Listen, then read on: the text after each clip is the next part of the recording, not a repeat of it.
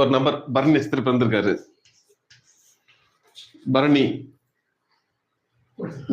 பரணி அப்படிங்கிறது வந்து பாத்தீங்கன்னா அவருடைய ஜென்ம நட்சத்திரம். சரியா? பரணிக்கு வந்து சாபம் கொடுத்தது சந்திரன். சரியா? அடுத்தது ஜென்மத்துக்கு அடுத்தது அணுஜென்மன் ஒண்ணு இருக்கு. அணுஜென்மம். அணுஜென்மம்னா பரணிக்கு அடுத்தது அதே ரிலேட்டடா வர்றது வந்து பாத்தீங்கன்னா பூரம். பூரத்துக்கு சாபம் கொடுத்தது செவ்வாய்.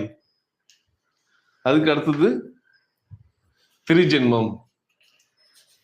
திரிஜென்மம் பாத்தீங்கன்னா பூராடம். பூராடத்துக்கு சாபம் கொடுத்தது யாரு? புதன். சரியா? இப்போ நார்மலா என்ன பண்றாங்க, மரபணு ஜோதிடத்துல இப்போ பரணி நட்சத்திரம் ஒருத்தர் பிறந்திருக்காருன்னா சந்திரன் சாபம் மட்டும்தான் இருக்கு. சந்திரன் தான் முழுமையா